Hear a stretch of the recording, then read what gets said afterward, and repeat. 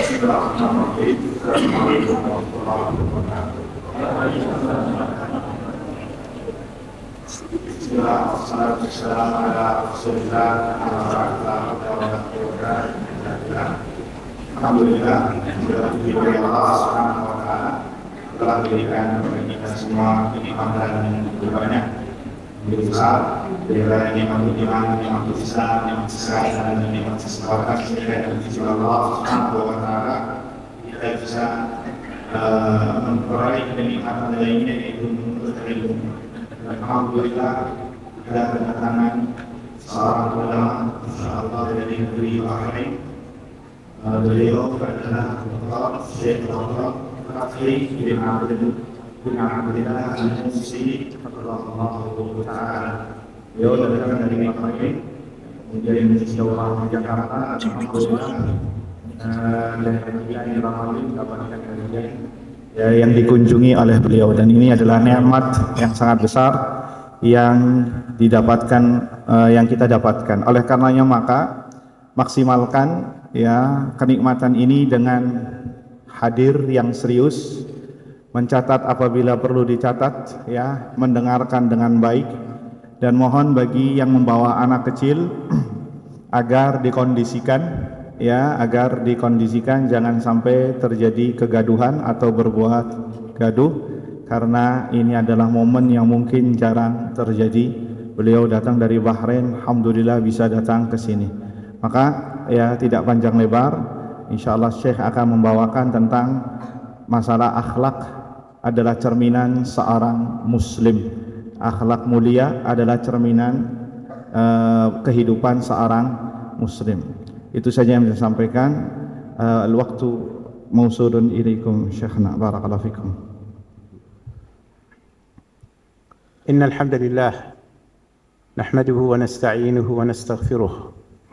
ونعوذ بالله من شرور أنفسنا ومن سيئات أعمالنا من يهده الله فلا مضل له ومن يضلل فلا هادي له وأشهد أن لا إله إلا الله وحده لا شريك له وأشهد أن محمدًا عبده ورسوله صلى الله عليه وعلى آله وصحبه وسلم تسليمًا كثيرًا. حياكم الله تعالى إخوة الإيمان، وأنا ألتقيكم في هذا المسجد المبارك في محاضرة تتعلق بحسن الخلق وبأخلاق المسلم. ولا يخفى على أمثالكم بأن هذا الدين جاء بجملة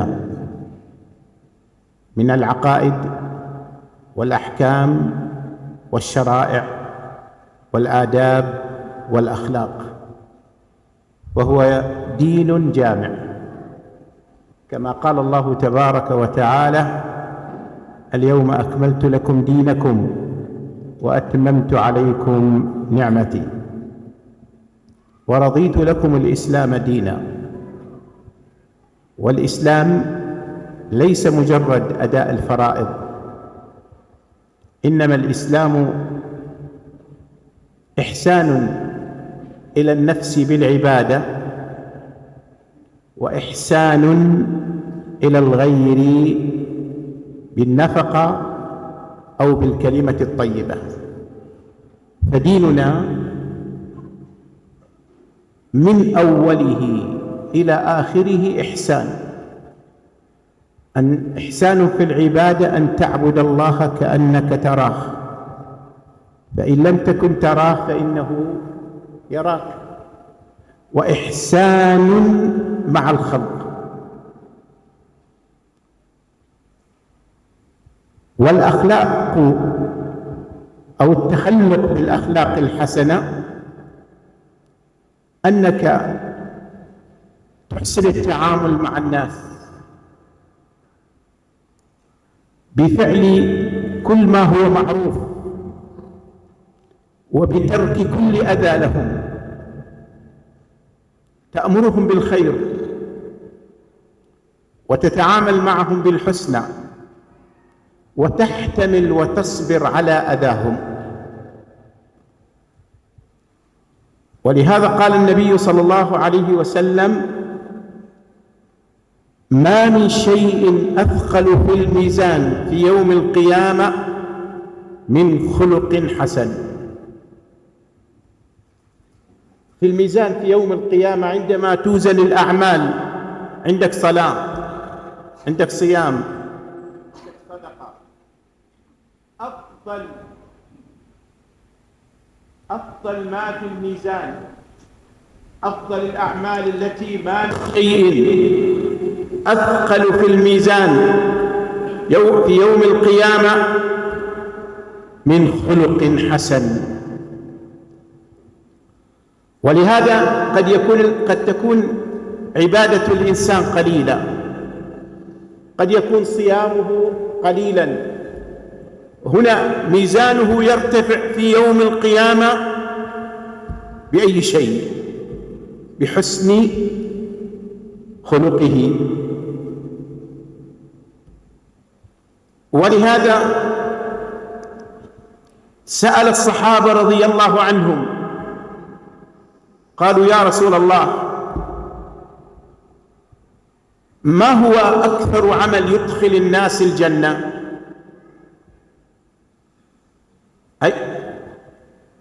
أين الطريق إلى الجنة؟ نريد طريقا قريبا، نريد مفتاح الجنة. أي الأعمال أكثر تدخل الناس الجنة؟ قال: تقوى الله وحسن الخلق. قال: تقوى الله وحسن الخلق، هذان أكثر ما يدخل الإنسان الجنة.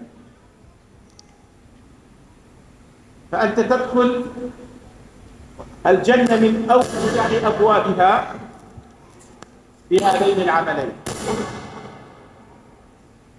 بتقوى الله، بامتثال أوامره واجتناب نواهيه، وأن تجعل بينك وبين سخط الله وقاية. هذا أولا. وثانيا أن تعامل الناس بالأخلاق الحسنة. أكثر شيء يدخل الناس الجنة من كل أبوابها ومن جميع نعيمها تقوى الله وحسن الخلق. تقوى الله أداء لحق الله علينا، وحسن الخلق أداء لحق الغير علينا. تقوى الله أداء لحق من؟ يا أيها الذين آمنوا اتقوا الله حق تقاته ولا تموتن.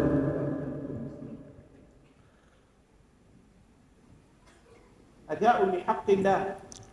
وحسن الخلق أن تتعامل مع الناس بالحسنى، أن تصبر على أذاهم، أن تكرم ضعيفهم، أن تحسن المحاورة والكلام معهم، أن تعفو عن مسيئهم، أن تتحدث معهم بالصدق، أن تعينهم على الخير. هذه المعاني، هذه الآداب، هذه الحقوق هي حق الناس علينا. فنحن لا ندخل الجنة بمجرد حق الله علينا، وإنما ندخل الجنة وندخل في دائرة الإحسان بهذين الأمرين: أداء حق الله وأداء حق الناس. نعم.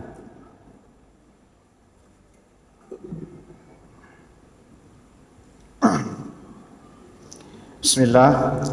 Setelah beliau hafizahullah Syekh Fathi bin Abdullah Al-Musili hafizahullah ta'ala membuka kajian di sore hari yang berbahagia ini dengan muqaddimah memuji Allah subhanahu wa ta'ala kemudian bersalawat kepada Rasulullah sallallahu alaihi wasallam. Kemudian beliau memulai kalimatnya dengan mengatakan, hayyakumullah ikhwatal iman, selamat berjumpa atau kami berjumpa dengan kalian wahai saudara-saudaraku seiman dan seakidah. Kita di sini bertemu dengan kalian semua di masjid yang penuh dengan berkah, di dalam satu kajian muhadarah dalam judul yang sangat luar biasa, akhlak mulia, yang bagian dari cerminan kehidupan seorang muslim. Karena ayuhal ikhwah, perlu diketahui bersama bahwa agama kita yang kita anut itu secara global terdiri di dalamnya ada akidah, keyakinan, ada perihal hukum-hukum, ada perihal yang namanya syariat-syariat, ada perihal yang namanya adab, akhlak, dan itu semua tercakup secara global dan mengisi di pundi-pundi kehidupan kita. Ayuhal ikhwah hadirin wal hadirat yang semoga dirahmati Allah Subhanahu wa taala, agama Islam yang datang, yang dibawa oleh Nabi sallallahu alaihi wasallam, tidak hanya sekedar seseorang menjalankan kewajiban saja, tidak hanya seseorang mengamalkan amalan yang diwajibkan kepadanya, akan tetapi yang namanya Islam adalah seseorang berbuat baik terhadap dirinya dengan beribadah kepada Allah Subhanahu wa taala, yang mana ini adalah hak Allah Subhanahu wa taala yang dengannya dia diciptakan di dunia ini. Kemudian yang namanya Islam tidak hanya sebatas itu saja. Islam juga ihsanun li ghairihi. Seseorang berbuat baik kepada sesama dengan amalan-amalan yang dianjurkan, entah itu dengan sedekah, entah itu dengan kalimat yang baik, entah itu dengan ucapan-ucapan yang baik. Itulah agama Islam. Dari pertama ajarannya sampai akhir semuanya adalah kebaikan. Semuanya berisi tentang kebaikan-kebaikan. Engkau berbuat beribadah kepada Allah Subhanahu wa taala, ya, itu adalah kebaikan kepada Anda sendiri.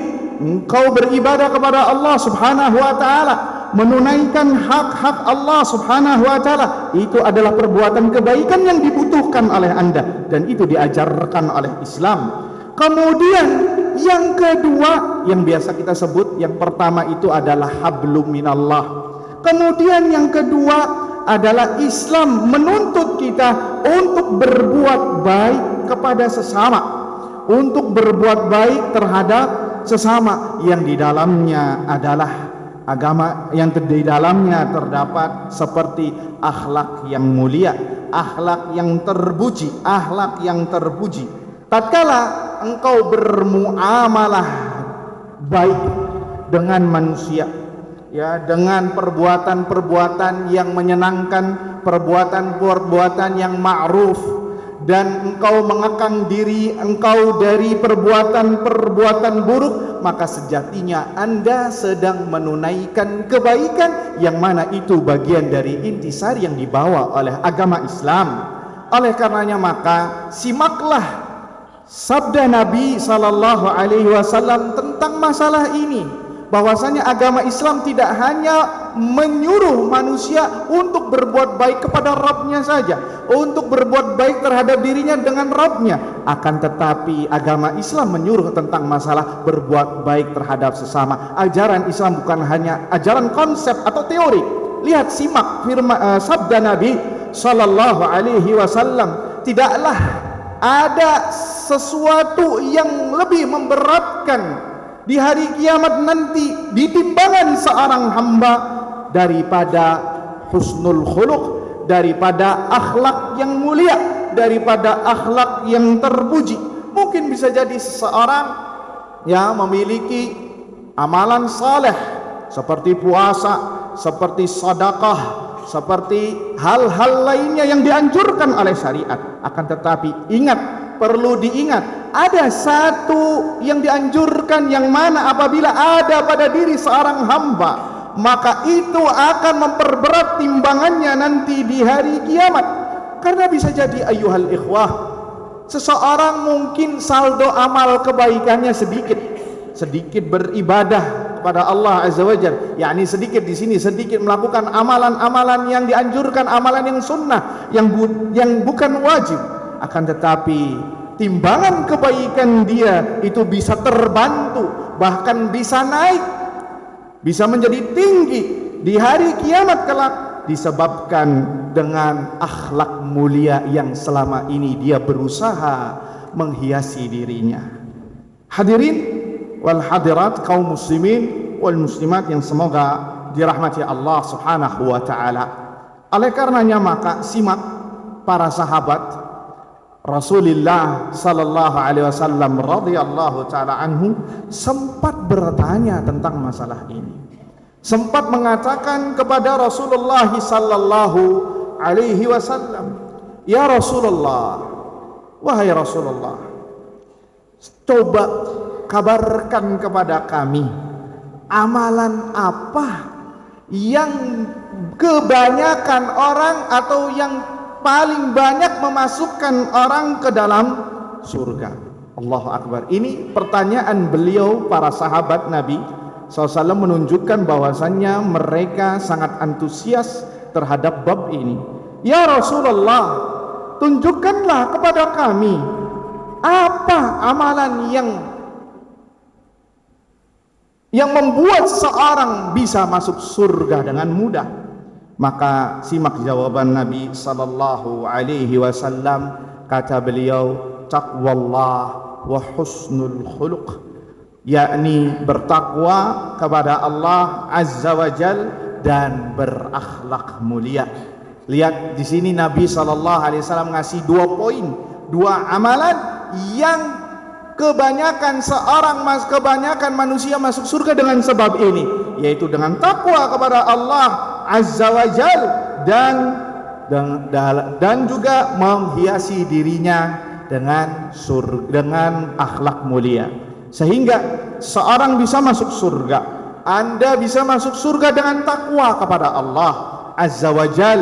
Anda melaksanakan perintah-perintah Allah Azza wa Jal. Anda menjauhi larangan-larangan Allah Azza wa Jal. Maka dengan sebab itu mudah-mudahan Anda bisa masuk hadis ini, yakni masuk surga dengan takwa kepada Allah, yang biasa orang mengatakannya hablum minallah.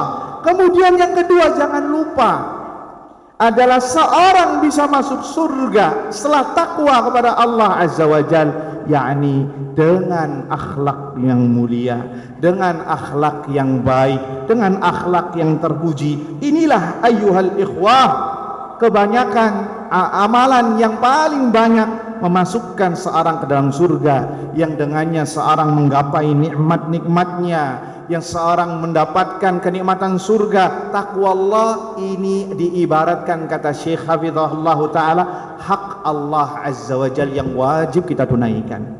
Hak Allah Azza wa Jal yang wajib kita tunaikan adalah kita bertakwa kepada Allah Azza wa Jal. Kemudian yang kedua yang disebutkan Nabi sallallahu alaihi wasallam adalah akhlak yang mulia. Ini kata beliau adalah hak orang lain, hak selain kita yang wajib untuk kita tunaikan, yang wajib untuk kita tunaikan. Ya, banyak sekali dalil-dalil yang disebutkan ya oleh Syekh, di antaranya tentang takwa Allah, ya ayyuhalladzina amanu taqullaha haqqa tuqatih. Ya wahai orang-orang yang beriman, bertakwalah kepada Allah dengan sebenar-benarnya. Ini adalah hak Allah Subhanahu wa ta'ala yang wajib kita tunaikan. Kemudian hak manusia yang tadi disebutkan oleh Syekh Hafizahullah ta'ala. Ini semua 2 poin ini tidak boleh jomplang. 2 poin ini tidak boleh jomplang pada diri seorang muslim apabila dia menginginkan surga. Yakni hak Allah Azza wa Jalla berupa takwa, beribadah hanya kepadanya, dan kemudian ayyuhal ikhwah, hak manusia, hak selain kita yang wajib kita tunaikan, atau orang biasa menyebutnya dengan hablu minan nas. أنتم تعلمون إخوة الإيمان أن دعوة النبي صلى الله عليه وسلم مرت بمرحلتين. بدأت بالعهد المكي، وكان النبي صلى الله عليه وسلم وأصحابه كانوا ضعفاء، كانوا مستضعفين في الأرض. ثم هاجر النبي صلى الله عليه وسلم من مكة إلى المدينة، وبدأت القوة. لكن في العهد المكي كيف كان يؤثر النبي صلى الله عليه وسلم على الناس في دعوته؟ أقوى سبب في التأثير على الناس وفي انتشار دعوة النبي صلى الله عليه وسلم بمكة أخلاقه، فكان يدعو بأخلاقه، وليس فقط ماذا بلسانه وكلامه. لهذا الدعوة بمكة انتشرت بالأخلاق وانتشرت بالأقوال. لهذا أنزل الله تعالى في السنة الرابعة من بعثة النبي صلى الله عليه وسلم، يعني بعد 4 سنوات من نزول الوحي جبريل عليه السلام، أنزل الله تعالى آية عظيمة، فقال تعالى: وإنك لعلى خلق عظيم. إذا ما دام أنت على الأخلاق وأخلاقك عظيمة لا تخاف، لأن الله سينصرك، ولأنك ستنشر هذه الدعوة ماذا؟ بأخلاقك وليس فقط بأقوالك. ولهذا انتشر في ذلك الوقت عبارة انتشرت بين القبائل العربية، قالوا: هذا النبي الذي جاء ويقول أنا رسول معروف أنه صادق أمين، أنه الصادق الأمين. إذن ما دام أنه صادق وأمين مع الناس فلا بد أن يكون صادقا وأمينا مع خبر السماء.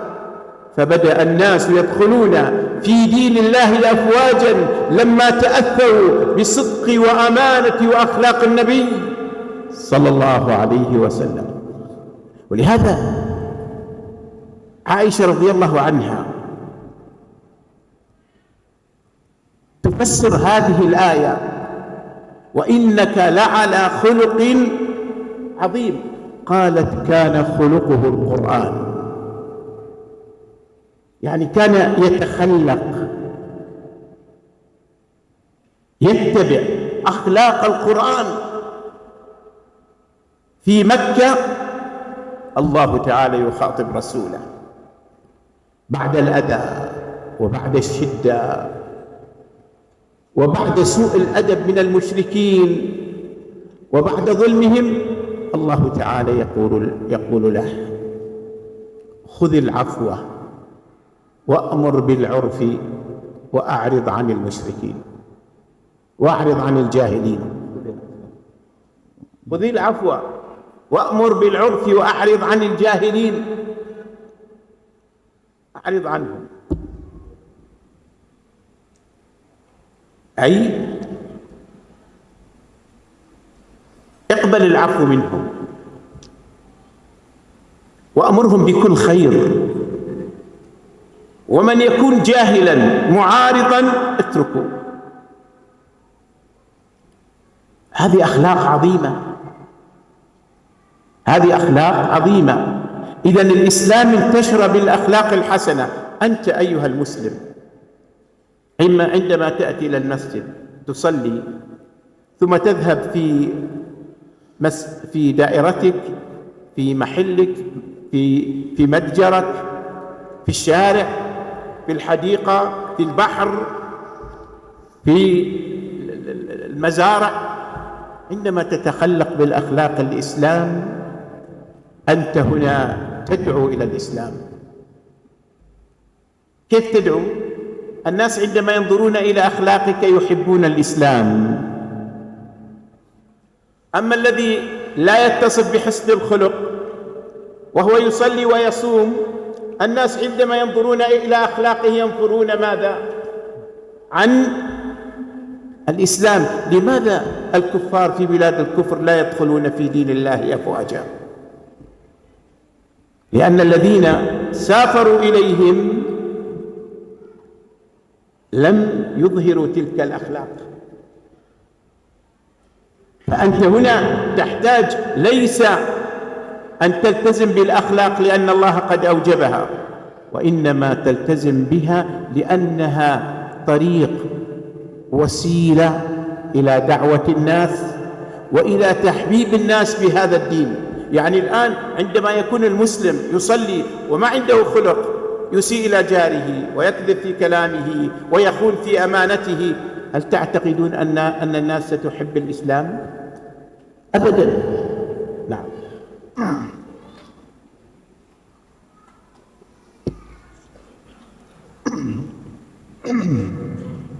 Ayyuhal ikhwah hadirin wal hadirat yang semoga dirahmati Allah Subhanahu wa taala. Kita mungkin semuanya tahu, kata beliau, bahwa dakwanya Nabi sallallahu alaihi wasallam itu terjadi dua fase.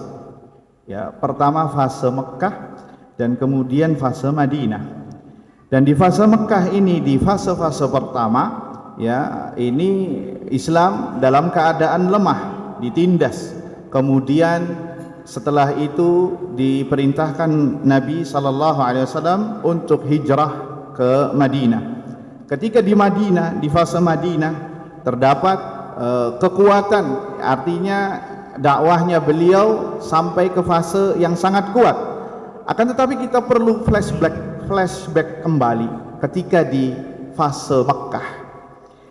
Bagaimana manusia, orang-orang yang berada di Mekah, orang-orang Quraisy wabil khusus, itu bisa memeluk dakwahnya Nabi SAW, bisa menerima dakwahnya Rasulullah sallallahu alaihi wasallam, agama Islam, ya, dengan cara apa? Dengan cara akhlaknya beliau sallallahu alaihi wasallam, dengan tingkah laku perilaku beliau yang luar biasa, yang dengannya para manusia penduduk Mekah menilai beliau adalah apa yang dibawa oleh beliau adalah benar. Bukan hanya sekedar perkataan, naam perkataan dan dakwah beliau, iya, tapi yang paling besar di antara sebab yang menjadikan penduduk Mekah itu memilih agama Islam adalah dengan akhlak beliau sallallahu alaihi wasallam. Sehingga ayyuhal ikhwah, akhlak ini sangat luar biasa. Ya, ketika sudah menjalani 4 tahun beliau berdakwah di fase tersebut, sampai-sampai Allah turunkan satu ayat yang memuji beliau.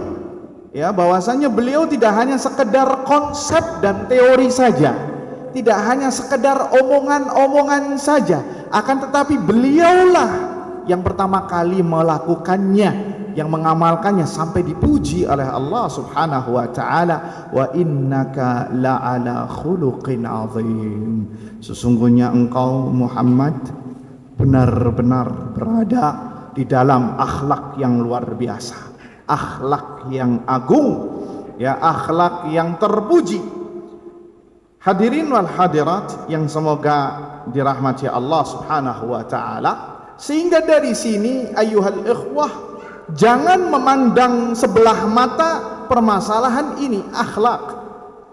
Tatkala Anda berusaha menghiasi diri Anda dengan akhlak yang mulia, fala takhaf, jangan takut, jangan bersedih hati, jangan khawatir, karena sesungguhnya Allah Subhanahu wa taala akan menolong Anda, akan menolongmu. Karena ayyuhal ikhwah, dakwah ini juga tersebar di fase Mekah, di antaranya karena akhlak, sebagaimana yang tadi telah kita singgung. Banyak kabilah-kabilah itu langsung masuk Islam tanpa ragu-ragu, ya, karena disebabkan akhlak beliau. Kita semua tahu ayyuhal ikhwah, Rasulullah sallallahu alaihi wasallam dijuluki Shadiqun Amin, orang yang jujur dan amanat. Orang yang jujur dan amanat. Sehingga kata Syekh, apabila ini pandangan bangsa Arab tatkala itu, apabila beliau ini memang Shadiqun Amin, orang yang jujur dan amanat di penilaian manusia, maka pasti dia jujur terhadap pengakuannya adalah Rasulullah SAW, utusan dari Allah Azza wa Jalla. Pasti dia jujur dan pasti dia terpercaya terhadap bahwasanya beliaulah adalah Rasulullah sallallahu alaihi wasallam. Itu di antara pengaruh signifikan tentang akhlak. Jadi jangan dipandang remeh masalah akhlak ini. Hadirin wal hadirat yang semoga dirahmati Allah Azza wa Jalla. Ibunda kita Aisyah radhiyallahu taala anha menafsirkan ayat yang tadi kita singgung, wa innaka la'ala khuluqin azim, sesungguhnya engkau benar-benar di atas akhlak yang mulia. Beliau ditanya atau beliau mengatakan kana khuluquhul Quran. Beliau Rasulullah SAW adalah akhlaknya Al-Quran. Beliau adalah Al-Quran yang berjalan, kalau bahasa kitanya Al-Quran yang berjalan di muka bumi adalah Rasulullah sallallahu alaihi wasallam. Kemudian dalil yang disebutkan oleh Syekh Fathi bin Abdullah Al-Musili hafizahullah ta'ala menyebutkan tentang bagaimana pentingnya masalah akhlak. Ketika di fase yang sama, fase Mekah, Allah pernah mengajak bicara Rasulnya sallallahu alaihi wasallam setelah apa yang dialami oleh Nabi kita sallallahu alaihi wasallam dari kezaliman, gangguan, hambatan yang luar biasa, caci makian dari orang-orang penduduk Mekah, dari orang-orang musyrikin. Apa kata Allah Azza wa Jal? Khudhil afwa wa'mur bil 'urf wa'arid 'anil jahilin. Maafkanlah dan suruhlah orang berbuat baik dan berpalinglah dari orang-orang jahil. Maksudnya adalah di sini kata Syekh Hafizahullah Ta'ala, nah Allah Azza wa Jal menyuruh, memerintahkan Rasulnya SAW untuk menerima maaf atau maafkan mereka yang dahulu berbuat zalim kepada Muhammad, dan suruhlah mereka kebaikan-kebaikan, ya. Dan orang-orang yang masih saja tidak mau menerima dakwamu, maka tinggalkanlah orang-orang tersebut. Sehingga dari sini kita bisa mendapatkan beberapa pesan yang disebutkan oleh Syekh Hafizahullah Ta'ala. Seperti Anda seorang muslim, Anda salat di masjid, kemudian setelah salat dari masjid, di masjid Anda keluar, sebagian ada yang datang ke tokonya, ke pasarnya, sebagian ke kantornya di tempat dia bekerja, sebagian lagi dia pulang ke rumahnya, dan sebagian lagi berada di tempat-tempat yang lain sesuai dengan aktivitasnya masing-masing. Namun yang perlu diperhatikan, kata beliau hafizahullah ta'ala, tatkala Anda menghiasi diri Anda dengan akhlak yang diperintahkan oleh Islam, maka manusia pasti akan memiliki penilaian yang baik kepada Anda. Disitulah isi pesan dakwah Islam kepada manusia.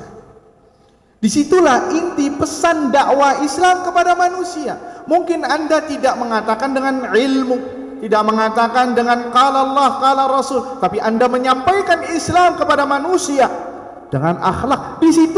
Disitulah nilai dakwahnya.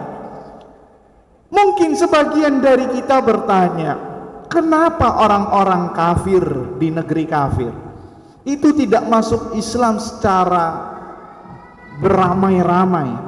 Karena perlu diketahui bersama, karena orang-orang Islam yang datang ke sana rata-rata mereka tidak berakhlak dengan akhlak Islam, sehingga mereka tidak bersimpati terhadap agama kita ini.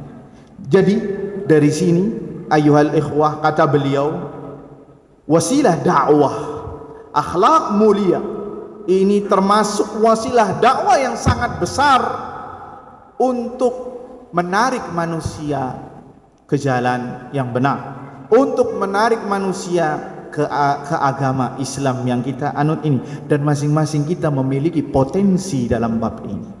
Masing-masing dari kita memiliki potensi dalam bab ini. Kita memberikan pesan kepada manusia dengan akhlak yang mulia, yang dengannya mudah-mudahan manusia bisa memeluk agama Islam. Nah, berapa waktu adzan?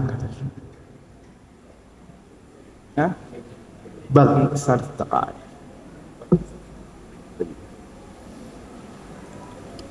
لهذا إخوة الإيمان أريد بعد الأذان، لأن الأذان له آداب، وما من شيء في شريعتنا إلا وفيه آداب يجب أن نلتزمها عنده. الصلاة آداب المشي إلى الصلاة، الآذان آداب ترديد والدعاء مع الأذان، آداب مع الجار، بل حتى آداب مع النفس في محاسبتها. فالموفق هو يفعل في كل وقت في كل مكان يقول ما هي آدابه. عندما أريد أن أدخل إلى ضيف، ما هي آداب الدخول إلى هذا الضيف أو الدخول إلى البيت وأنا ضيف، وما هي الآداب التي يجب أن يستقبلني بها من كان يؤمن بالله واليوم الآخر. والحقيقة أنه من يأتي إلى إندونيسيا وإلى هذه الجزر يستبشر خيرا بأن أهل هذا البلد فيهم خصال عظيمة وأخلاق كبيرة، منها طلاقة الوجه، منها إكرام الضيف، منها احترام العلم، منها هذا التعايش والانسجام والتعاون بين أفراد المجتمع. فهذه أخلاق عظيمة وآداب كبيرة.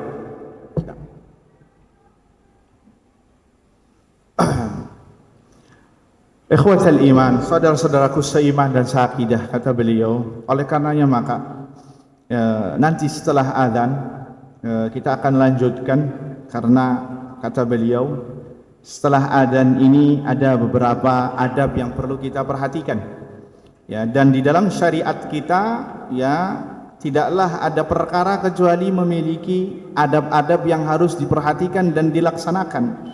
Ada adab ketika salat, ketika berjalan ke masjid, ada adab ketika azan, yakni mendengarkannya dan mengikuti muadzin, ada adab-adab bertetangga, ada adab-adab ketika menjadi tamu, adab ketika menjadi pegawai, ada bertamu bagaimana adabnya, bagaimana menjadi tamu yang baik ketika masuk ke rumah orang. Semuanya itu perlu ada adab-adab yang seyogyanya seorang muslim menghiasi dirinya.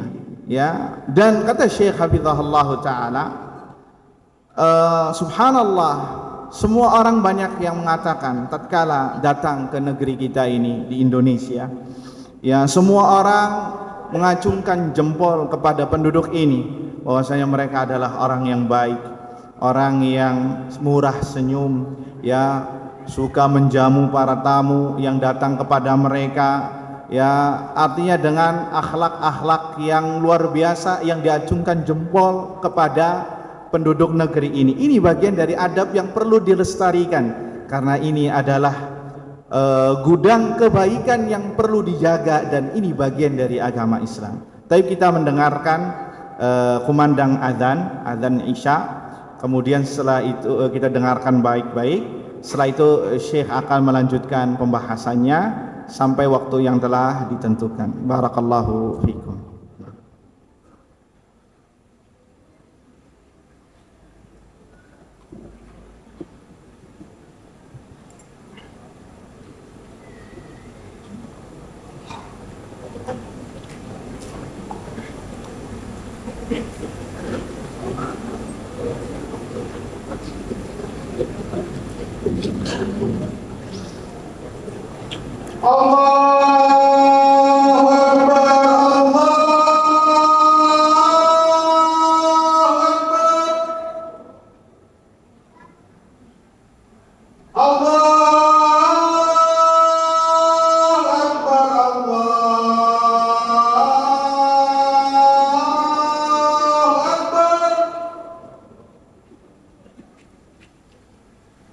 Asyhadu an la ilaha illallah.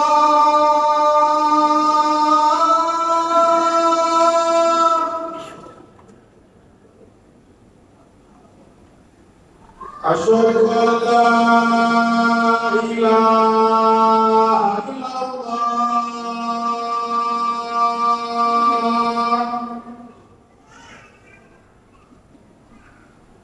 Asyhadu anna Muhammadar Rasulullah.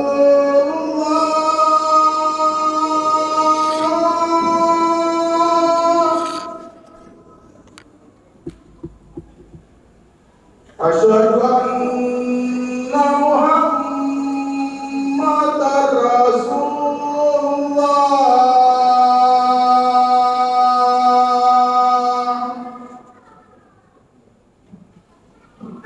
Hayya 'alal shalah.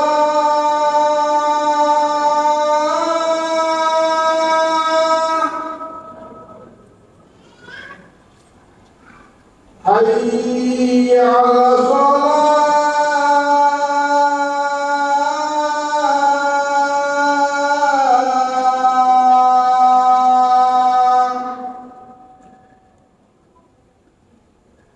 Hayya 'alal falah.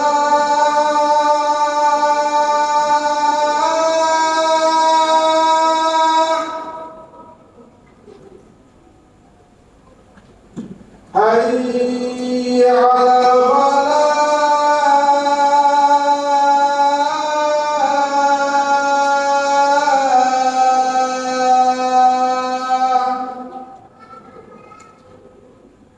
Allahu Akbar, Allahu Akbar. La ilaha illallah.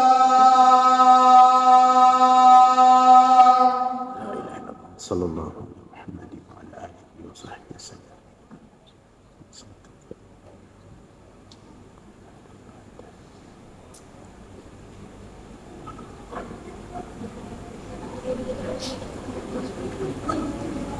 حتى لا أكون ثقيلا عليكم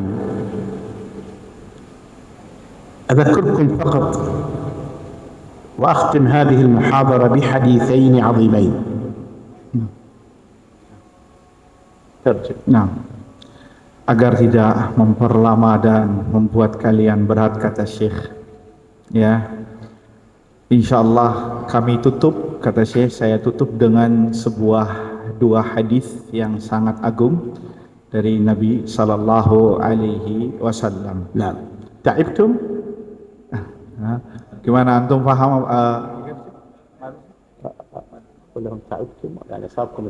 Antum sudah merasa keberatan atau masih butuh siraman dari beliau? طيب أحسنتم. انتبهوا في حديثين عظيمين تجعل المسلم يرتقي من الإسلام إلى أعلى درجات الإيمان والإحسان. في حديثين للنبي صلى الله عليه وسلم لو طبقهم المسلم خلاص يرتقي، يصعد صعود، يكمل من الإسلام إلى الإيمان، إلى الإحسان، إلى الصديقية. ومن يطع الله والرسول فأولئك مع الذين أنعم الله عليهم من النبيين والصديقين والشهداء والصالحين وحسن أولئك رفيقا. يعني وين في علو، فقط حديثان. الأول: النبي صلى الله عليه وسلم يقول: أكمل المؤمنين إيمانا أحسنهم أخلاقا، وخياركم خياركم لأهله، وأنا خياركم لأهله. هذا الحديث الأول: أكمل الناس إيمانا أحسنهم أخلاقا. ثم يتكلم عن الخيرية، كمال، ثم ماذا؟ خير.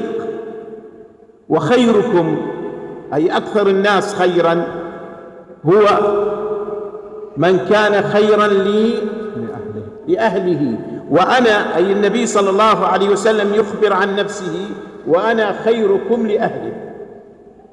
حديث عظيم، أنك حتى تكمل الإيمان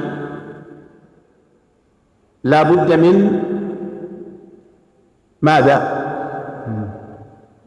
لا، مش لا بد من حسن الخلق، لا، أحسن الناس خلقا، يعني تنافس الناس في أخلاقهم.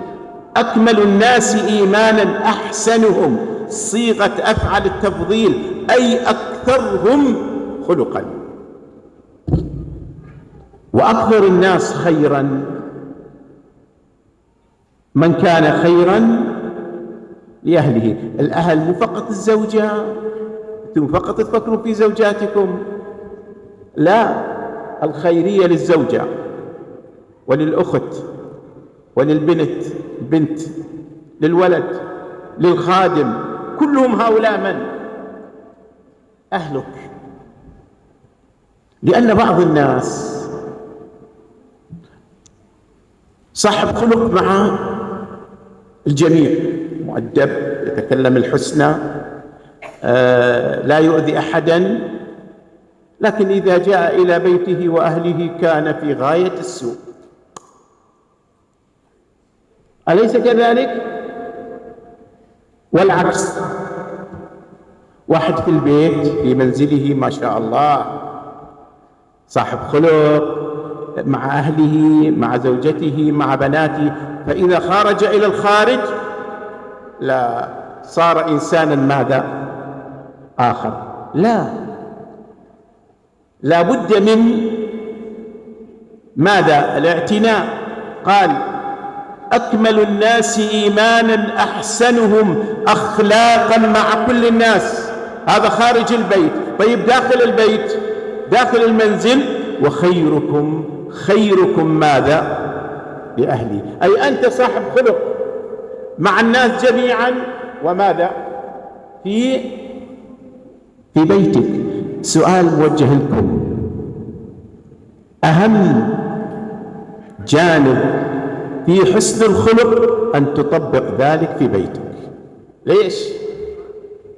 لأنك إذا طبقت حسن الخلق مع أهلك، نعم، النقطة أخيرة أعيد، بمعنى أفضل جانب في حسن الخلق أنك تطبق الخلق في بيتك، لأنك إذا طبقت الأخلاق الحسنة في بيتك، أولادك، بناتك، زوجتك، كلهم راح يتحولون إلى مدرسة في الأخلاق فيؤثرون في المجتمع.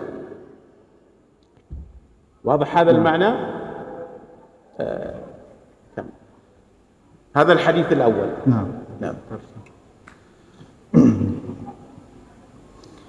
Baik, ayyuhal ikhwah, ada dua hadis yang sangat agung yang disebutkan oleh Syekh, dan ini yang akan ditutup, yang apabila seorang muslim mengamalkan dua hadis yang sangat agung ini akan menjadikan seorang muslim kepada derajat dari iman kepada dari derajat Islam, kemudian lebih terangkat ke derajat iman sampai ke derajat ihsan.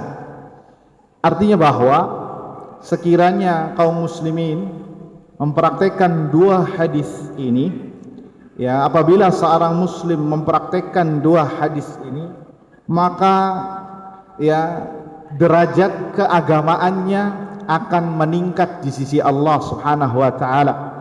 Islam kemudian meningkat kepada keimanan, kemudian meningkat kepada al-ihsan, ya derajat ihsan di sisi Allah Azza wa Jalla, an ta'budallah, engkau beribadah kepada Allah seakan-akan engkau melihat Allah, dan jika engkau tidak melihat Allah maka ketahuilah bahwasannya Allah melihat Anda. Ini derajat ihsan, bahkan bisa jadi sampai ke derajat as-siddiqiyah, derajat orang-orang siddiqin yang seperti Abu Bakar As-Siddiq radhiyallahu taala anhu menyandang gelar ini di sisi Allah Subhanahu wa taala, di atas derajat ihsan as-siddiq.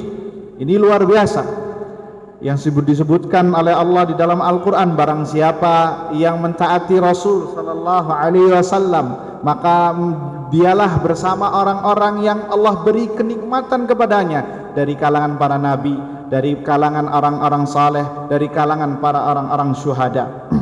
Taib ayyuhal ikhwah, hadis pertama yang disebutkan oleh Syekh Hafizahullah taala, Nabi sallallahu alaihi wasallam bersabda, akmalul mu'minina imanan ahsanuhum akhlaqa. Sesungguhnya seorang mukmin yang sempurna keimanannya adalah mereka yang paling sempurna, yang paling baik akhlaknya. Wa khiyarukum khiyarukum fi ahli, dan sebaik-baik kalian adalah sebaik-baik terhadap keluarganya. Wa ana khiyarukum fi ahli, dan aku sebaik-baik dari kalian di antara kalian terhadap keluargaku. Hadirin wal hadirat yang semoga dirahmati oleh Allah Subhanahu wa taala, hadis yang agung ini menjelaskan kepada kita agar iman kita sempurna di sisi Allah Subhanahu wa taala. Maka perhatikan sabda Nabi sallallahu alaihi wasallam, ahsanuhum akhlaqa, yang paling baik akhlaknya. Jadi tidak sekedar hanya akhlak mulia, tidak hanya sekedar berperangai akhlak mulia, tetapi yang paling baik dia ketika berakhlak mulia. Jadi tidak tanggung-tanggung, tidak separoh-separoh, ya, tidak tidak maksimal. Dia harus maksimal ketika berakhlak mulia. Maka disitulah keimanan sempurna yang diraih oleh seorang hamba.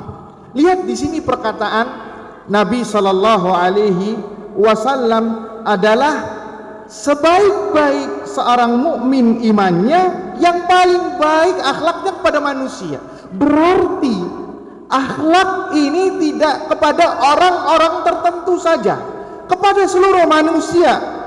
Itu mereka berhak mendapatkan akhlak kita, akhlak baik dari kita. Kemudian dispesifikasi oleh Nabi sallallahu alaihi wasallam, wa khiyarukum khiyarukum fi ahli, dan sebaik-baik kalian adalah orang yang paling baik kepada keluarganya. Kenapa? Karena manusia yang paling berhak terhadap akhlak kita yang baik adalah keluarga kita. Adalah keluarga kita, istri, anak, bahkan sampai pembantu rumah tangga. Itu juga bagian dari ahli, bagian dari keluarga, lingkup keluarga, orang-orang yang terdekat kepadanya. Dialah yang berhak mendapatkan akhlak baik dari kita. Mengapa kita tegaskan masalah ini ayyuhal ikhwah, hadirin wal hadirat yang semoga dirahmati Allah Azza wa Jal? Karena sebagian manusia ada yang berakhlak manusia, ada yang berakhlak baik di hadapan manusia, di hadapan orang lain. Di luar rumah, masya Allah, jazakallah khair, wa barakallahu fi. Kalau ada salah, khalas maafi muskilah, nggak ada apa-apa, khalas. Tapi ketika sudah masuk ke rumahnya, berbeda topengnya, menjadi orang yang buruk, orang yang tidak baik. Bahkan sebagian mengatakan, ini bukan tambahan, ini tambahan dari saya ya, sebagian orang mengatakan istrinya nggak menginginkan kehadirannya di rumah, anaknya pun juga demikian. Kenapa? Karena dia hanya berbuat baik kepada orang lain di luar rumahnya dan berbuat buruk di lingkungan keluarganya. Wa aksuhu kadzalik maujud. Dan yang sebaliknya pun banyak. Ya, yang berbuat baik di rumah, dia afwan jangan ada yang ribut, ya, yang di belakang mohon diperhatikan. Di dalam rumah dia berbuat baik pada istri, kepada anaknya, tetapi di luar sana juga tidak bagus. Dia tidak bagus. Dia tidak berakhlak mulia. Ini juga sama, tidak baik. Sehingga dari sini wajib kita perhatikan 2 poin ini. Anda wajib berbuat baik di dalam rumah dan juga Anda berbuat baik di luar rumah. Sebagai contoh, ya, sekiranya kita mengamalkan, mempraktekkan hadis ini saja di rumah masing-masing, maka rumah kita tersebut, rumah tangga kita itu menjadi madrasatul akhlak, madrasah akhlak bagi anggota keluarga kita. Yang namanya anak akan mencontoh perilaku orang tuanya.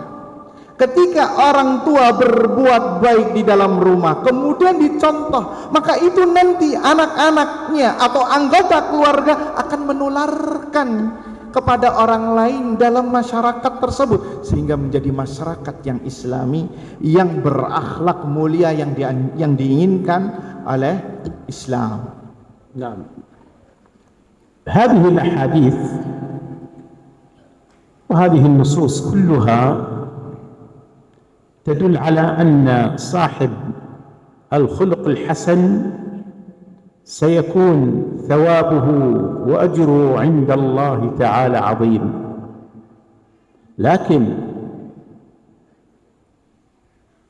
ألا تريدون أن تكونوا سعداء في حياتكم؟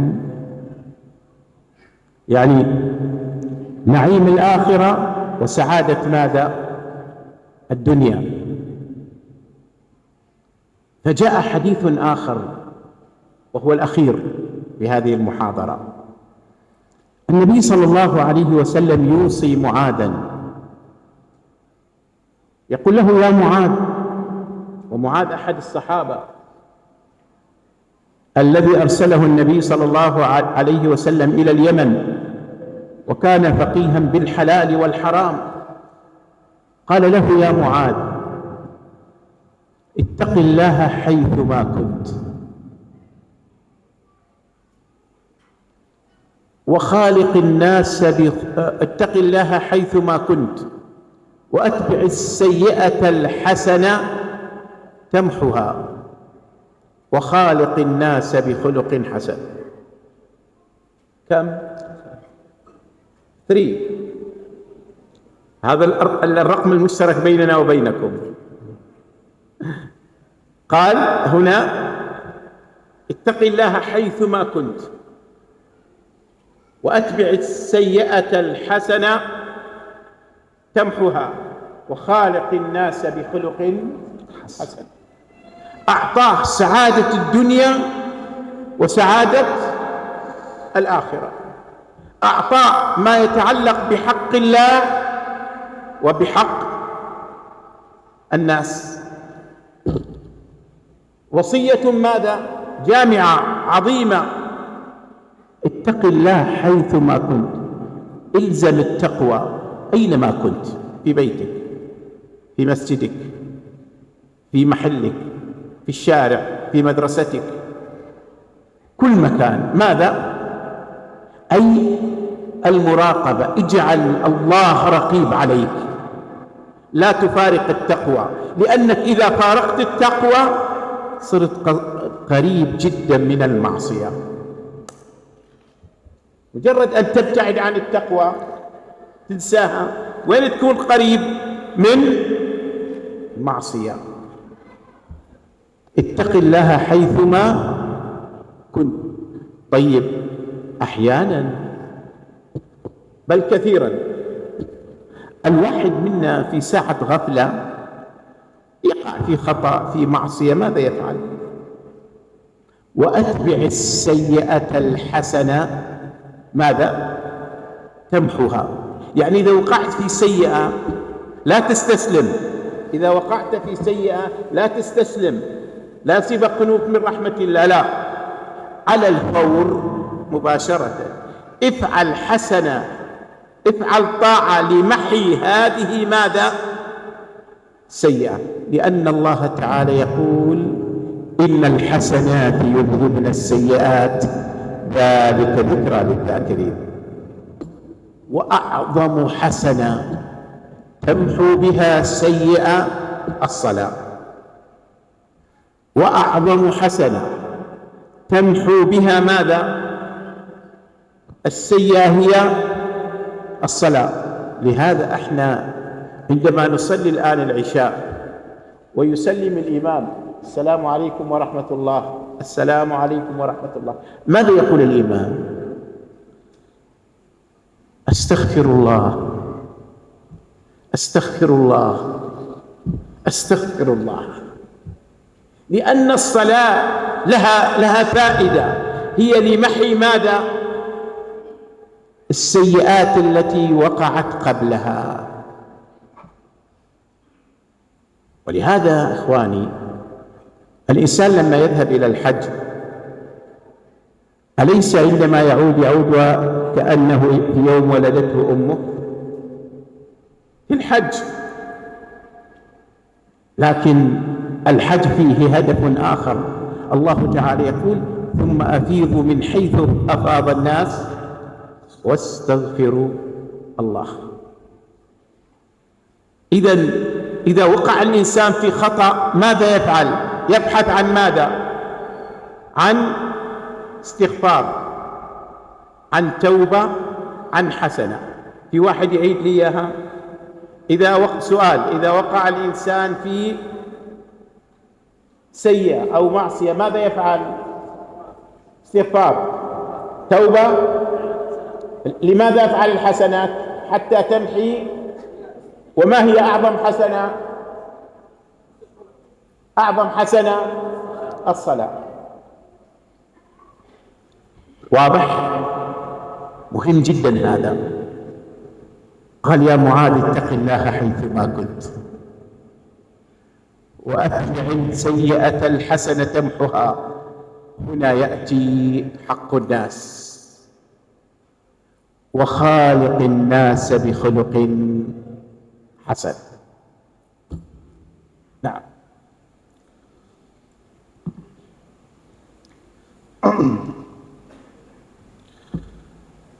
Ikhwani wa akhwati fid din, azani Allah wa iyyakum.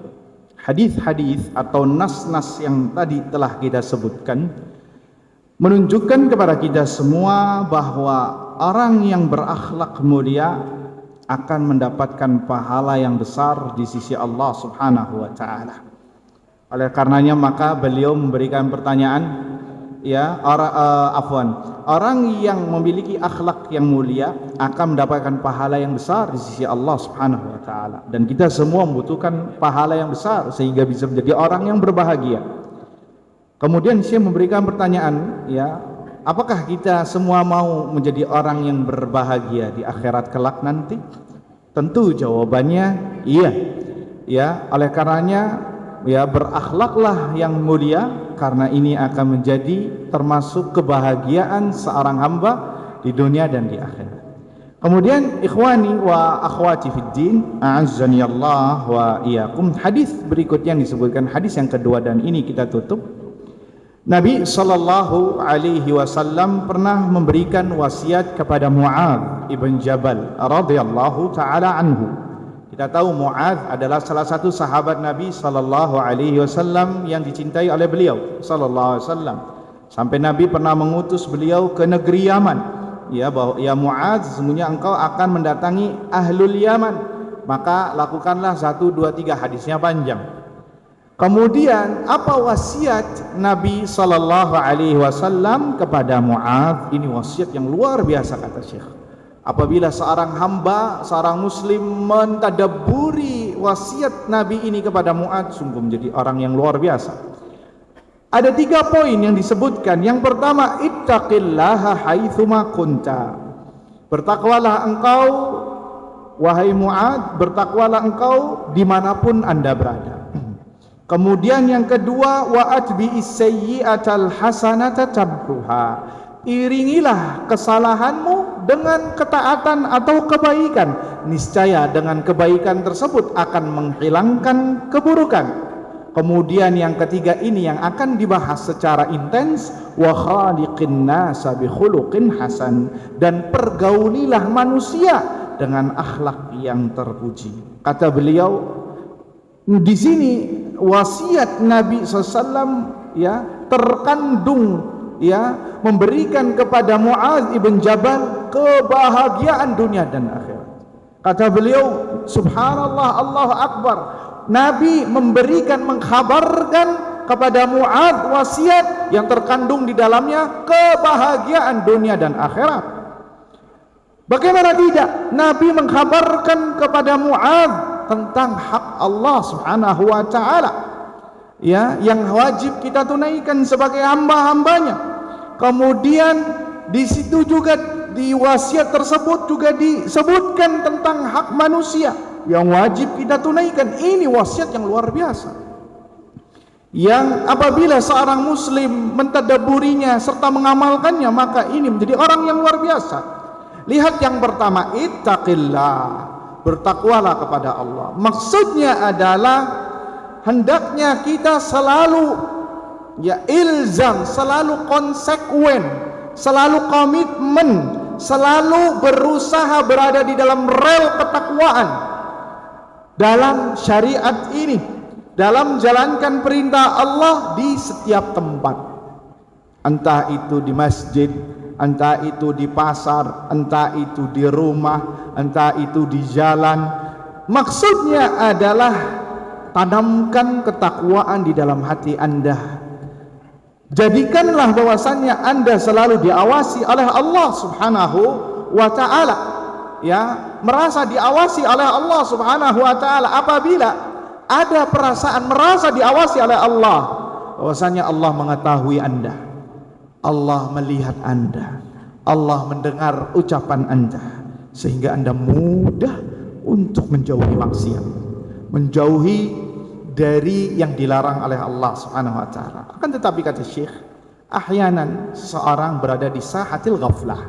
Seorang terkadang ya ada dalam fase kelalaian, iman naik turun. Makanya Nabi katakan di fase berikutnya, poin yang kedua, wa atbi'il sayyi'atal hasanata tamhuha. Iringilah kesalahanmu dengan kebaikan, niscaya dengan kebaikan tersebut akan menghapuskan dosa yang tadi engkau lakukan. Artinya bahwa apabila anda terjerembab dalam maksiat, dalam keburukan, jangan terus-terusan, jangan langsung pasrah, jangan sampai anda merasa orang kotor, orang yang jauh dari rahmat Allah. Tidak boleh demikian. Segera langsung lakukan kebaikan, segera melakukan kebaikan yang dianjurkan, karena kebaikan yang dilakukan akan bisa menggugurkan kesalahan. Itu maksud yang disebutkan oleh Nabi, karena manusia tidak ada yang maksum. Sehingga ayyuhal ikhwah hadirin wal hadirat yang semoga dirahmati Allah Subhanahu wa taala, karena Allah Azza wa Jalla mengatakan innal hasanati yudhhibanas sayyiat. Sesungguhnya kebaikan-kebaikan, amal-amal saleh bisa menggugurkan perbuatan kesalahan atau dosa. Dzalika dzikra lidzakirin, itulah peringatan bagi mereka yang mau mengambil peringatan.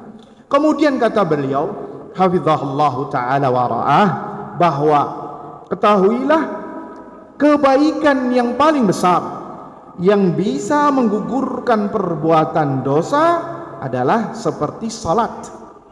Seperti salat, wabil khusus salat 5 waktu. Salat Isya yang sebentar lagi kita lakukan insya Allah setelah salam imam, ya, assalamualaikum warahmatullah, assalamualaikum warahmatullah. Apa yang dilakukan imam? Apa yang dibaca oleh imam? yakni beristighfar. Berapa banyak? 3 kali. Ya, kenapa ayuhal ikhwah? Ini seakan-akan seperti satu paket. Karena salat memiliki faedah yang luar biasa untuk menggugurkan dosa-dosa sebelum salat. Sebelum salat. Begitu juga seperti ibadah haji yang disebutkan oleh Nabi SAW, haji yang mabrur itu dosanya ya digugurkan seperti orang yang dilahirkan kembali oleh ibunya. Ini juga punya maksud tertentu yang nanti insya Allah akan disebutkan di lain waktu. Ayuhal ikhwah, sehingga pembahasan kita, apabila Anda melakukan terjerembab dalam perbuatan dosa, dan kita semuanya demikian, maka lakukanlah seperti ketaatan, seperti istighfar, seperti taubat, seperti salat, ya, karena itu insya Allah bisa melenyapkan dosa. Dan amalan saleh, kebaikan yang paling besar untuk menggugurkan salat adalah yang menggugurkan dosa adalah salat. Tapi kemudian yang ketiga, yang ini akan dibahas oleh beliau, yang poin ketiga dari wasiat Nabi sallallahu alaihi wasallam adalah hak manusia, wa khaliqin nasa bi khuluqin hasan, dan pergaulilah manusia dengan akhlak yang mulia. Nah, بهذا القدر أكتفي، وشكر الله تعالى حسن استماعكم، وأسأل الله تعالى أن يوفقنا جميعا لما يحبه ويرضى، وأن يحسن أخلاقنا، وأن يعيننا على ذكره وشكره وعلى حسن عبادته. وصلى الله على محمد وعلى آله وصحبه وسلم، والسلام عليكم ورحمة الله وبركاته. إذا كان عندكم أسئلة.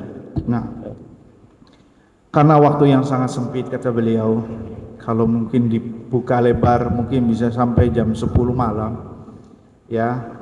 Oleh karenanya beliau mencukupkan sampai di sini. Kemudian beliau berterima kasih kepada para hadirin dan para hadirat yang sudah mau datang menghadiri majelis ini, yang semoga bisa bermanfaat. Kemudian Syekh berdoa kepada Allah Azza wa Jal agar selalu kita diberikan taufik kita di setiap taufik Allah Subhanahu wa taala kepada kita semua, diberikan kepada kita semua akhlak yang baik, dimudahkan untuk bisa berakhlak mulia, dan dimudahkan juga untuk bisa beribadah kepada Allah sebagaimana mestinya, ya, mengingat Allah Subhanahu wa taala dan bisa berbuat baik. Kemudian beliau menutup dengan bersalawat dan mengucapkan salam kepada kalian. Terakhir beliau, jika ada yang mau dipertanyakan maka dipersilahkan jika ada.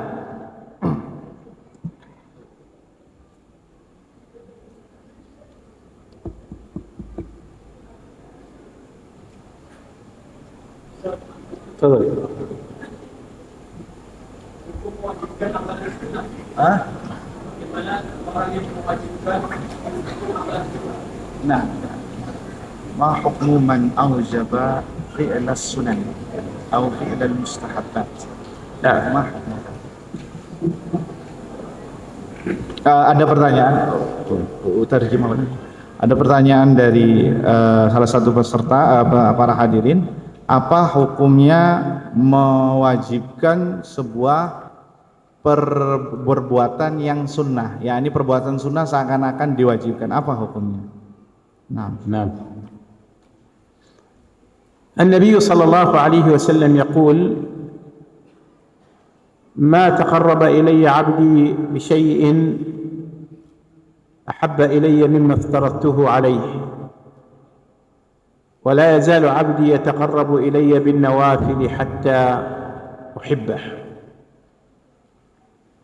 فديننا يقوم بفعل الواجبات ويكمل بفعل المستحبات.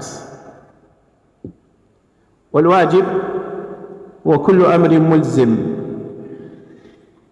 والمستحب يخير العبد بين فعله وتركه، لكن فعله أفضل من تركه. في شريعتنا هناك قاعدة وهي يجب التفريق بين الواجب وبين المستحب. في قاعدة يجب التفريق بين الواجب وبين المستحب، ولهذا يقول النبي صلى الله عليه وسلم: إذا صلى أحدكم المكتوبة فلا يصلي بعدها النافلة إلا أن يتكلم أو أن يتحرك. لماذا؟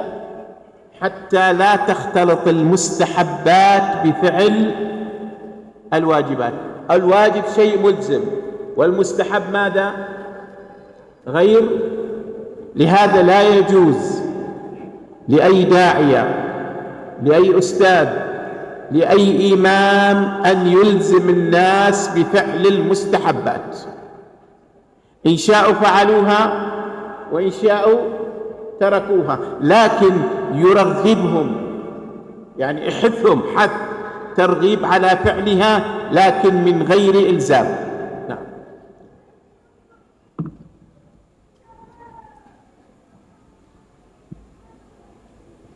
Nah, ada pertanyaan, bagaimana dengan orang yang mewajibkan sesuatu yang sunnah atau bukan wajib? Baik. Kemudian jawaban beliau, hafizahullah ta'ala, menyebutkan sebuah hadis qudsi bahwa tidaklah seorang hamba mendekatkan diri, hadis qudsi, hadis Allah Azza wa Jalla berfirman di dalamnya selain Al-Quran, bahwa tidaklah seorang hamba mendekatkan diri kepadaku dengan faraid, dengan kewajiban lebih aku cintai. Kemudian wala yazalu 'abdi yataqarrabu ilayya bin nawafil hatta uhibbah, dan senantiasa seorang hamba mendekatkan diri kepadaku dengan perkara-perkara yang sunnah, perkara-perkara yang nafilah sampai aku mencintainya.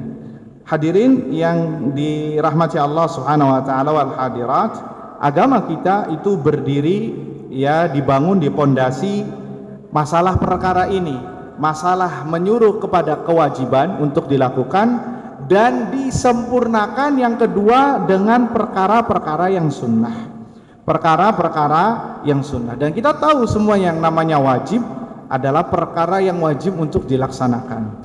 Adapun perkara yang sunnah dalam segi timbangan syariat itu seorang boleh milih, boleh melaksanakannya dan boleh meninggalkannya, akan tetapi orang yang melaksanakannya adalah afdal dan tidak berdosa orang yang meninggalkannya.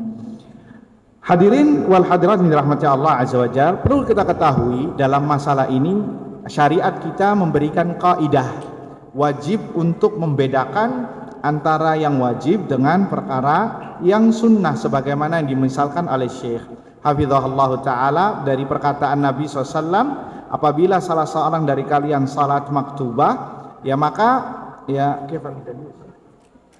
salla ahadukum المكتوبة فلا يعني يصلي بعدها حتى ينصرف أو يتكلم.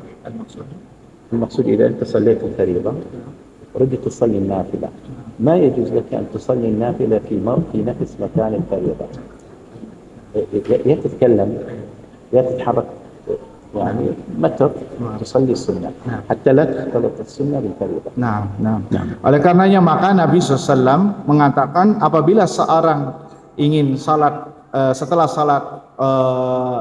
salat 5 waktu atau salat wajib kemudian ingin salat sunnah, maka hendaknya dia pilih tempat yang lain atau dengan berbicara agar bisa membedakan, agar dibedakan mana perbuatan wajib dan perbuatan yang sunnah. Ini dari segi satu sisi, artinya wajib dan sunnah ini memang berbeda, tidak boleh disamakan. Kemudian beliau ngasih wasiat sehingga kepada para dai, para ustadz misalnya, tidak boleh menyuruh manusia atau mewajibkan kaum muslimin dengan perkara yang seharusnya memang yang perkara yang tidak wajib. Dia tidak dianjurkan bagi siapapun, entah itu ustadz, dai, guru, ya, kepada muridnya, misalkan mewajibkan perkara yang tidak wajib, yaitu melanggar aturan. Ya, kalau yang sunnah itu hendaknya apa? Cuman pilihan, mau dia melakukannya silahkan dan itu yang baik, atau mau dia meninggalkan terserah, dia tidak berdosa.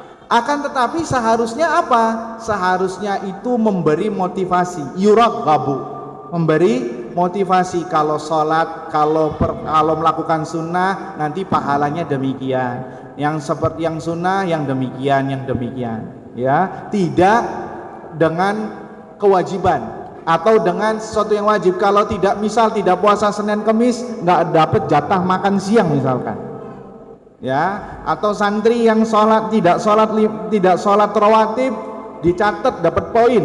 Nah, ini sebagai contoh kasus santri yang nggak sholat tahajud, ya, nanti mendapatkan hukuman. Ini melanggar aturan karena semuanya adalah perkara sunnah, tidak boleh diwajibkan. Akan tetapi diberi reward seharusnya, atau diberi motivasi seharusnya demikian. Dan itu yang dilakukan Nabi Sallallahu Alaihi Wasallam. Tafadhal. Nah,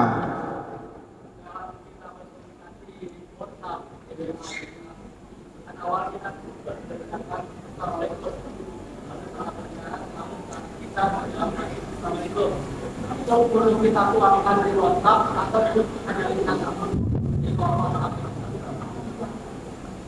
عندما يكتب الرسائل في الواتساب وبعضنا يبتدي بسلام عليكم، هل الرد هنا واجب فقط باللسان أم كذلك واجب بالكتابة؟ بارك الله فيك. كما تعلم أن الابتداء بالسلام سنة والرد واجب. وإذا جاءك السلام مكتوبا فيكون الرد بالكتابة، فإذا جاءك مسموعا يكون الرد بالقول. فإذا قلت في رسائل الواتساب أو رسائل وسائل التواصل الاجتماعي كتبت وعليكم السلام ورحمة الله وبركاته، هذا يكفي لأن الكتابة تقوم مقام النطق.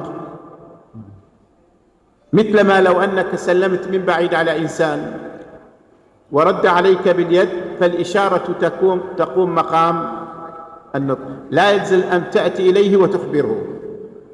فإذا الرد عبر وسائل التواصل الاجتماعي بالكتابة يجزئ ويكفي بإذن الله تعالى. nah. Ada pertanyaan, bagaimana dengan mengucapkan salam ketika di WhatsApp, ketika kita mendapatkan pesan salam dari yang memulai pesan? Maka kata beliau, sebagaimana yang kita ketahui, memulai mengucapkan salam itu adalah sunnah dan menjawabnya adalah wajib. Sehingga apabila Anda mendapatkan ucapan salam secara tertulis, maka jawabannya pun juga harus tertulis. Dan apabila Anda mendapatkan ucapan salam melalui ucapan, ya, ucapan artinya pendengaran yang didengar, maka seharusnya juga jawabannya juga harus diucap, ya, harus diucap.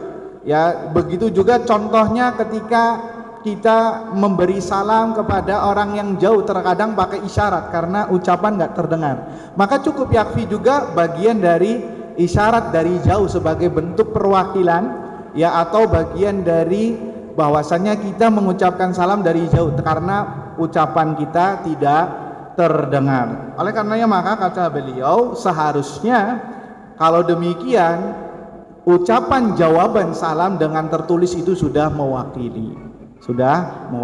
Barakallahu fikum. Barakallahu fikum wa ahsan. Tafadhal. Soal akhir. Soal terakhir.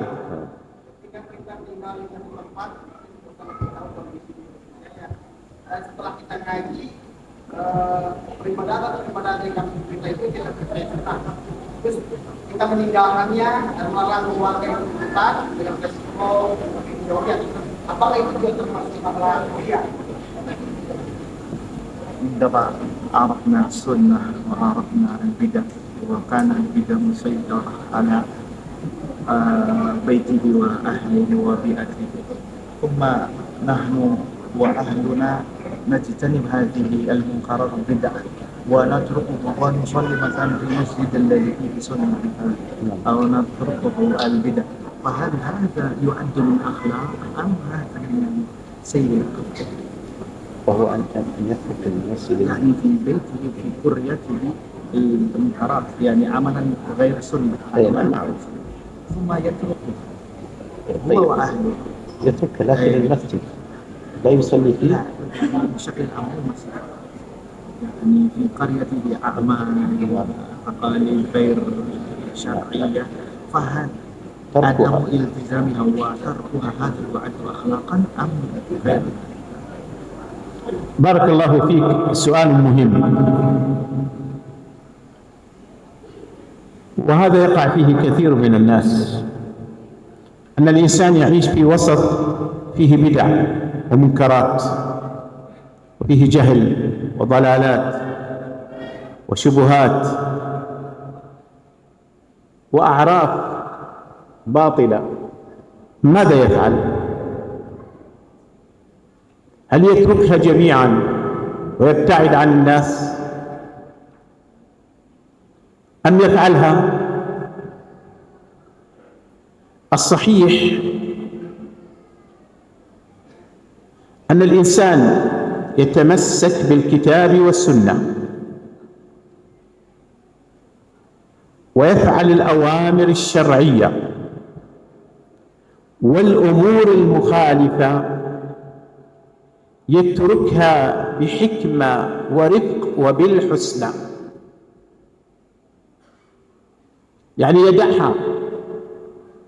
لكن ما هو أسلوب ترك هذه المنكرات؟ ليس الشدة، ليس المقاطعة، ليس المفاصلة، ليس المباعدة، وإنما نتركها بالملاطفة، بالحكمة، بالرفق، بالتدرج، بترغيب الناس بالسنن الصحيحة، وهذا يحتاج منا إلى صبر، يحتاج لهذا النبي صلى الله عليه وسلم كما في الحديث الذي رواه الإمام مسلم: بدأ الإسلام غريبا وسيعود غريبا كما بدأ، فطوبى للغرباء. قيل: ومن الغرباء؟ قال: أناس صالحون قليل في أناس سوء كثير يصلحون ما أفسد الناس. فالقليل القلة يجب أن تدعو إلى الحق بالحكمة وبالرفق، بالأسلوب الحسن. وهنا ليس هذا معنى أنك تقاطع الجميع، لا، وإنما تخالطهم بحسب المصلحة، لا سيما إن كانوا من ذوي الأرحام، تخالطهم لكن بحسب ماذا؟ في حدود المصلحة الشرعية. وإذا نهيتهم قلت لهم لا تفعلوا، يكون نهيك برفق. وإذا كثرت منكراتهم فلا بد عليك، فالواجب عليك هو الصبر. هذه هي الطريقة الصحيحة في التعامل من يعني يعيش بين وسط فيه هذه الأمور. نعم. Kata beliau, ini pertanyaan yang bagus ya, bagaimana dengan kita menyikapi banyaknya pelanggaran syariah atau perbuatan-perbuatan yang tidak sesuai sunnah di lingkungan kita. Apakah kita tinggalkan begitu saja atau kemudian kita berusaha untuk mengamalkan sunnah atau bagaimana? Maka kata beliau, ini pertanyaan yang luar biasa, sangat muhim, penting sekali, dan ini banyak terjadi di kalangan manusia yang di lingkungan atau tumbuh atau hidup di lingkungan yang banyak bid'ah, banyak syubhat, banyak kemungkaran, banyak hal-hal yang batil. Bagaimana seharusnya ia menyikapinya? Apakah dia meninggalkan semuanya secara totalitas dan mengucilkan diri dari manusia, tidak bergaul, ya, tidak menjauhi dari manusia, atau bagaimana? Maka ayuhal ikhwah, kata beliau, yang sahih, yang benar adalah seorang muslim hendaknya pertama kali bertamassuk, berpegang teguh dengan Al-Quran dan Sunnah, kemudian melaksanakan yang diperintahkan oleh syariat, ya, yang diperintahkan oleh syariat. Adapun perkara-perkara yang menyelisihi syariat, maka hendaknya dia meninggalkannya dengan cara yang hikmah dan yang baik, dengan cara hikmah dan dengan cara yang santun, bukan dengan frontal, dengan tanpa aturan, gegabah, bukan dengan cara memboikot, bukan dengan cara kekerasan, akan tetapi dengan penuh hikmah dan step by step, tadarruj, dengan pelan-pelan. Dan ini membutuhkan kesabaran. Sekali lagi, ini membutuhkan kesabaran.